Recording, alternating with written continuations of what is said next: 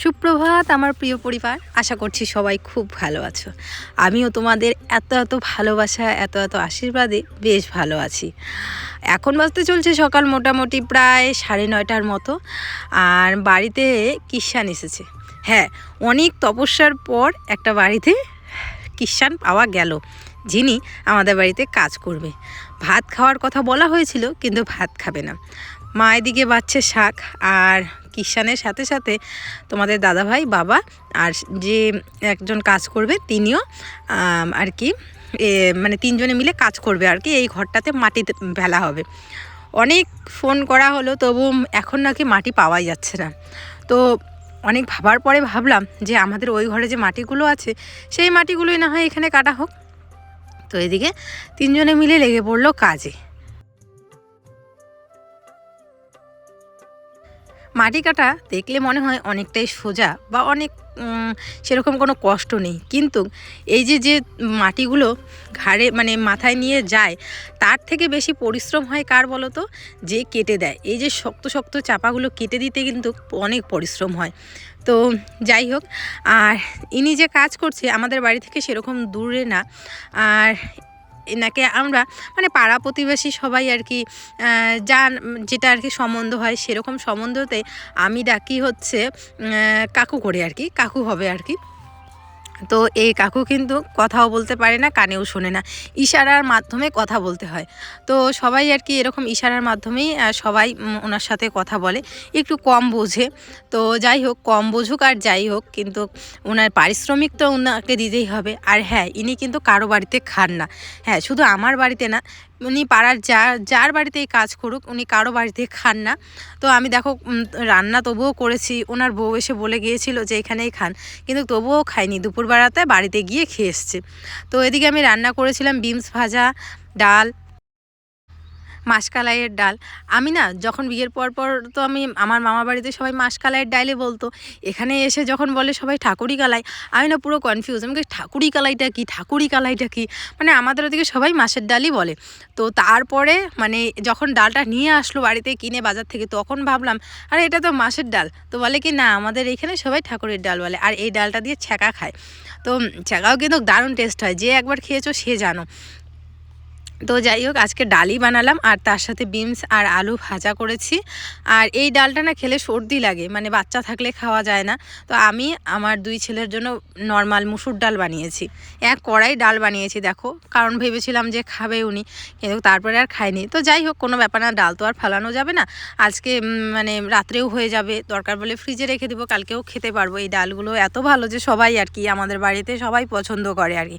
আমাদের বাড়িতে আজকে বড় কিষান লেগেছে, সেটা হচ্ছে আমার বড় ছেলে। হ্যাঁ, ও হাতে হাতে সবাই যখন কাজ করছে দেখে ও শুরু করে দিয়েছে কাজ করবে কাজ করবে। তো দেখো একটা ছোট্ট পাতিল নিয়েছে, ওটা দিয়ে ও মাটি দিচ্ছে। মানে দেখে যে এই মুহূর্তটা কি ভালো লাগছে কি বলবো। এই দেখো কি সুন্দর ও কাজ করছে। কাজ করতে কিন্তু আমার ছেলে খুব ভালোবাসে, খুব মানে খুবই ভালোবাসে। ওকে যে কোনো একটা কাজের কথা বলো, ও দৌড়ে সেটা করে দেবে।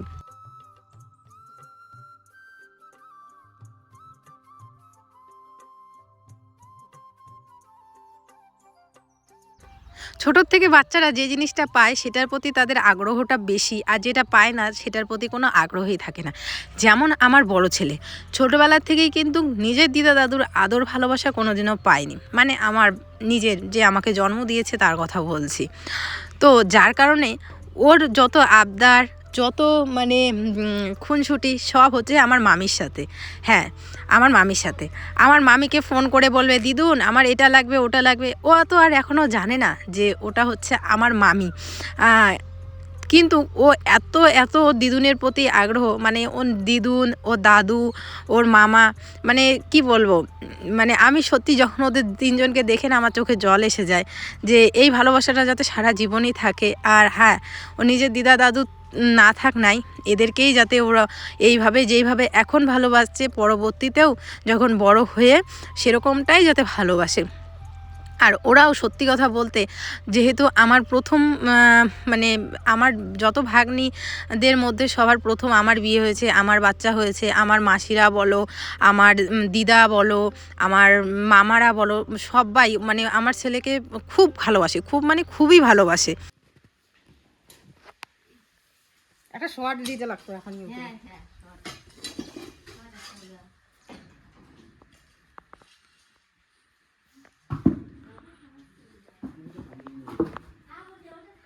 আপনি আপনি কাজ করছেন?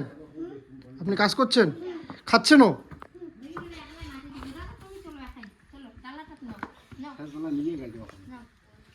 ডালাটা নাও নাও নাও, ওই যে মাটির ডালাটা তোলো না। মিতাস কোদাল নয়, ওইটা নাও।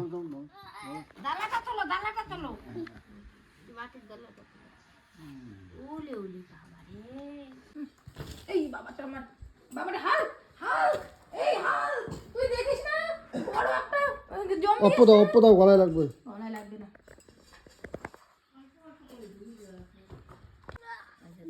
হ্যাঁ দাদা, হয়েছে হয়েছে হয়েছে। এটা দেখো না সরি, দেখো না।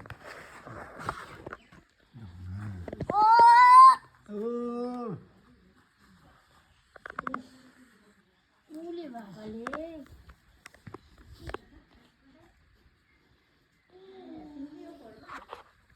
হুম।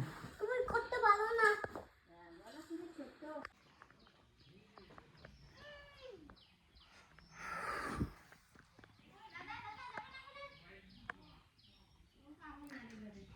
মাটি কাটা কিন্তু খুব পরিশ্রমের বন্ধুরা,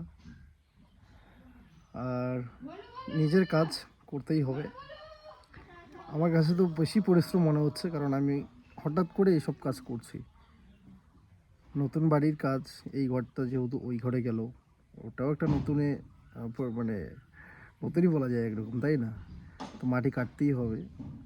আসলে এই জায়গায় আমরা নতুন বাড়ি করব, যে ঘরটা ভাঙলাম। এবার পরেরটা পরে ভাবা যাবে, এখানেও মাটি লাগবে, তাই না? তো এখন আবার ওই ঘরের জন্য মাটি নিব, তারপরে এই ঘরের জন্য আবার নিব, সেটা কিন্তু হবে না, হয় না। এই জন্য এই মাটিগুলো ওখানেই দিচ্ছি, ওই ঘরে দিচ্ছি, আর এইখানে যতটুকু লাগবে একবারই আমরা নিয়ে নেব, কারণ মাটিরও কিন্তু এখন প্রচুর দাম, তোমরা জানো। যাই হোক, কথা না বাড়িয়ে, শরীরের অবস্থা খুবই ক্লান্ত, খাওয়া দাওয়া করবো একটু পরে। আর একজনকে নিয়েছি কাজ করার জন্য, না হলে তো পসিবল ছিল না। তো আমারও ভালো লাগছে কাজ করে, অনেকদিন পরে কাজ করলে অবশ্য পরিশ্রমও মনে হয়, আবার অনেকটা শরীরটা ফ্রিও হয়ে যায়। তো মাটি কাটা কাজ একটু বেশি পরিশ্রমের, কিন্তু কিছু করার নেই, নিজের কাজ করতেই হবে। জানি না কাকে দেখেছে র্যাকেট খেলা, ওর ডিমান্ড হচ্ছে আমাকে র্যাকেট কিনে দাও। ও দিদাকে ফোন করে বলেছে, মানে ও দিদা তো প্রায় রোজই ওর সাথে ফোনে কথা বলে, মানে কি করে কি না করে। তো সেই জন্য ও দিদা ফোন করেছে, ফোন করার পরে ও বলছে যে দিদা আমার র্যাকেট লাগবে। র্যাকেট তো বলতে পারে না, ব্যাডমিন্টন লাগবে, আমার ব্যাডমিন্টন লাগবে। ও দিদা প্রথমে বুঝতেই পারেনি কি লাগবে, ব্যাড লাগবে। তারপরে আমি বললাম যে না, ব্যাডমিন্টনের কথা বলছে। তারপরে ওর দিদা কালকে না পরশু দিন হচ্ছে ফোন করে বলেছিল ওর দিদা আজকেই ওর জন্য ব্যাডমিন্টন কিনে পাঠিয়ে দিয়েছে। তারপরে বাড়িতে রান্না হয়েছিল বোয়াল মাছ। আমার মামার বাড়িতে যে কোনো ভালো কিছুই রান্না হোক না কেন, আমার কথা বা আমার ছেলেদের কথা সবসময় ওদের মনে পড়ে। তো সত্যি কথা বলতে আমি এখান থেকে আমার বাড়ির লোককে কিছুই দিতে পারি না সেরকম, কারণ আমার সেরকম এখনও সেরকম সামর্থ্য হয়নি যে আমি কিছু দিতে পারবো। ভবিষ্যতে আমি চেষ্টা করব আমার মামা মামিদের জন্য কিছু দিতে, কিন্তু আমার মামা মামিরা না, আমি যদি কিছু নিয়ে যাই খুব রাগ করে, মানে কেন জানি না। আমি একটা মিষ্টির টোপলা নিয়ে গেলেও প্রচণ্ড আমাকে গালাগালি করে। সেদিনকে মামা বাড়িতে গিয়েছি, স্বাভাবিক যখন বাড়িতে যাব একটা মিষ্টি নিয়েই যাব, ভাই আছে, প্রচণ্ড গালাগালি করে যে তুই বাড়ির মেয়ে সবসময় যেভাবে আসিস সেভাবেই আসবি, এরকম মিষ্টি নিয়ে ফর্মালিটি করবি না। তো যাই হোক, তো আমার বাড়িতে বোয়াল মাছ রান্না হয়েছে, তো যার কারণে এই যে ছেলেদের জন্য পাঠিয়ে দিয়েছে, মানে বড় ছেলের জন্য। ছোট ছেলে তো এরকম খেতে পারে না। বাড়িতে ভালো কিছু রান্না হোক, যেরকম ফ্রাইড রাইস, তারপর হচ্ছে মাটন রান্না হলে সবসময় ফোন করে আয় না, কিন্তু সবসময় তো যাওয়া পসিবল হয় না। যেমন কালকের থেকেই ফোন করছে, বোয়াল মাছটা আমার ছেলের জন্য রেখে দিয়েছে, মানে জিয়ে রেখে দিয়েছিল, মারেনি, কাটেনি। আমি বলেছিলাম যে দেখি আজকে যদি পাই। তারপরে মামি রান্না করেছে, রান্না করে তারপরে পাঠিয়ে দিয়েছে। বলে কি আজকে কিন্তু আমি হচ্ছে রান্না করব, কাউকে পাঠিয়ে দিস, মানে ওকে যাওয়ার কথা বলেছিল তোমাদের দাদাভাইকে। তো ও তো কাজের চাপ দেখতেই পারছো সারাদিন বাড়িতে। তো ও বলে কি আমি কিভাবে যাই বলো তো। তারপরে একটা টোটো আমাদের পাশের বাড়ি, আমি বলেছিলাম যদি আমাদের বাড়ির ওদিকে যাও, ওদিকে তো ভাড়া থাকেই।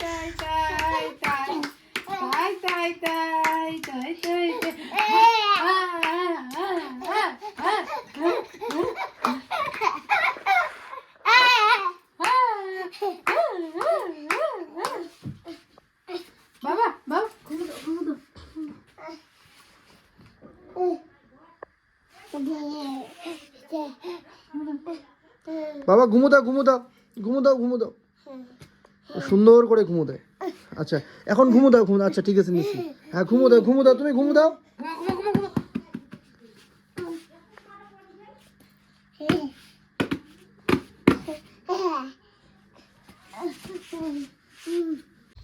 তারপরে সারাদিন আর সেরকম সময় পাওয়া হয়নি, পরে এই রাত্রিবেলা গিয়ে এই যে নিয়ে আসছে ওর দিদা, যে ওর জন্য ব্যাডমিন্টন কিনে রেখেছিল।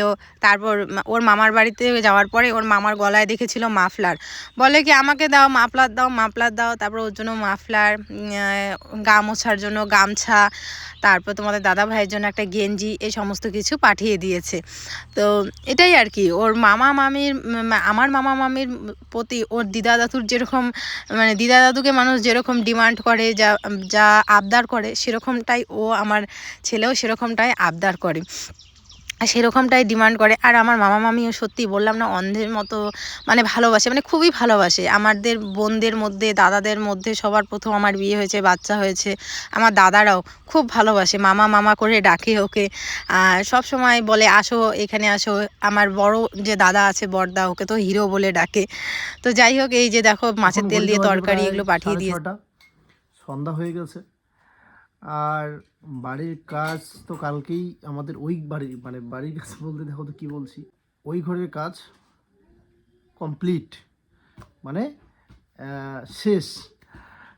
তো তোমাদেরকে পুরো লুকটাই আজকে দেখানো হয়েছিল, কিন্তু খুব প্রপারলি, খুব ভালোভাবে দেখানো হয়নি।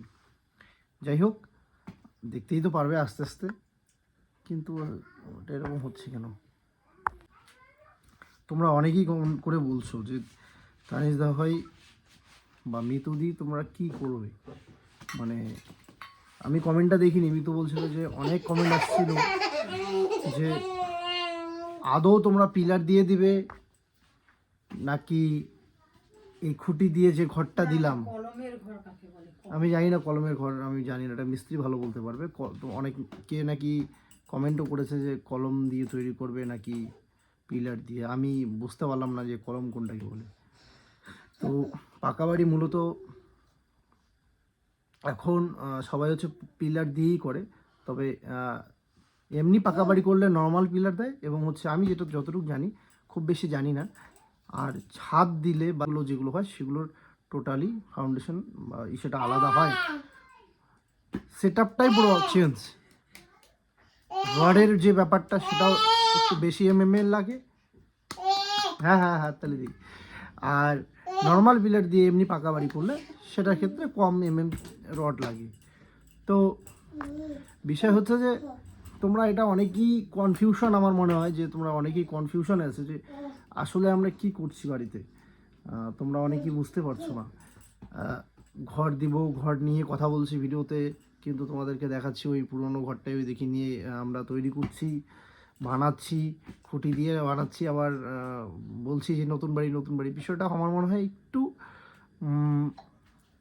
কি বলে, একটু কনফিউজড, মানে কনফিউশনের মধ্যে তোমরা আছো আর কি, বুঝতে অসুবিধা হচ্ছে। তো তোমাদেরকে আমরা অনেকবার বলেছিলাম ভিডিওতে যে আমরা এই ঘরটাকে, যে ঘরটা ভাঙা হয়েছে সেই ঘরটাকে কিন্তু আমরা উত্তর দিকে নিয়ে গেলাম।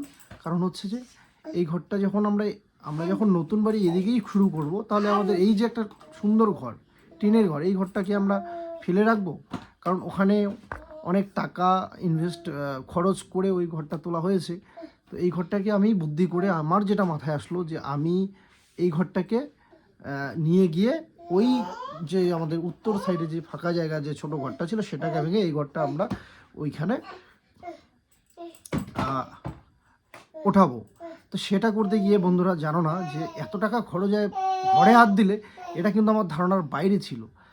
আমার এতটুকু শুধু মিস্ত্রি খরচ আর কিছু টিন ভেঙেছিল, কিছু তার কাটা হাবিজাবি আর কি, টোটালি প্রায় 10,000 টাকার উপরে চলে গেছে আমার।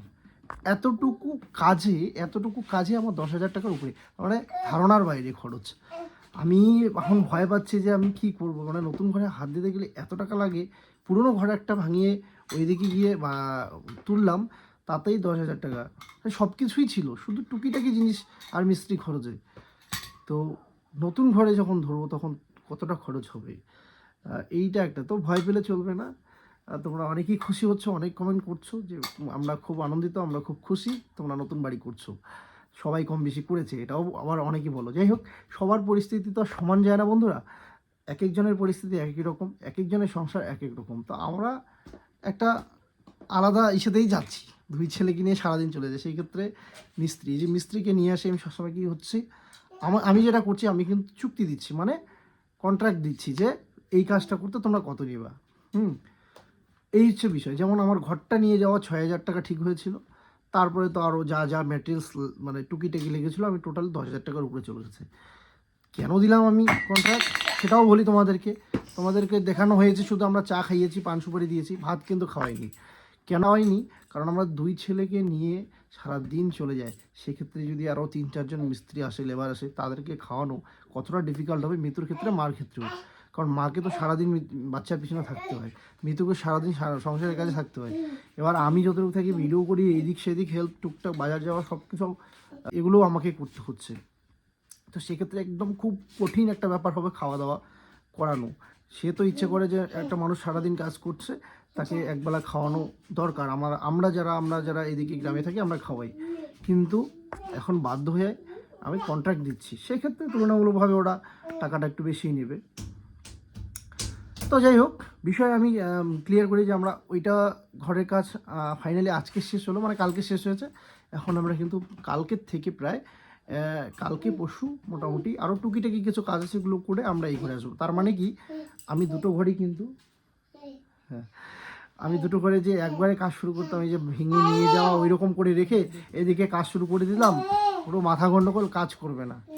তো এই জন্য এই কাজটা শেষ করে আমি কিন্তু ওই কাজে এখন যাচ্ছি। ফাইনালি আমি নতুন ঘরের, আমাদের স্বপ্নের ঘরের কাজ 2-1 দিনের মধ্যে শুরু করতে যাচ্ছি। এবার তোমরা অনেকেই বলছো যে ছাদ দিয়ে করো, পিলার দিয়ে করো, বড় করে করো। এটা ইচ্ছাটা, স্বপ্নটা কার না থাকে বলো? প্রত্যেকেরই ইচ্ছা থাকে যে করার, কিন্তু আমরা কতটা কীভাবে জানি না, তবে ইচ্ছা আছে পিলার দিয়েই করার। যাই হোক, এখন কি হয় সেটাও তোমাদের বলতে পারছি না, এবার ছাদ দিতে পারি কিনা সেটাও বলতে পারছি না। পরিষ্কার কথা বলে দিচ্ছি বন্ধুরা, যে ছাদ দিতে পারবো কিনা সেটাও জানি না, মানে যতদিন না ধরছি ততদিন কিন্তু বুঝতে পারছি না। তবে এতটুকু বলি, তোমাদের সাপোর্ট ভালোবাসা থাকলে অবশ্যই পারবো। উপরে ভগবান আছে, আর নিজেকে মেহনত করতে হবে, কষ্ট করতে হবে, ব্যাস এতটুকুই। আশা করি কোনো কিছুতে আটকাবো না। এই হচ্ছে বিষয়। সবাই ভালো থেকো, সুস্থ থেকো, টেক কেয়ার। নেক্সট ব্লগে তোমাদের সাথে দেখা হচ্ছে।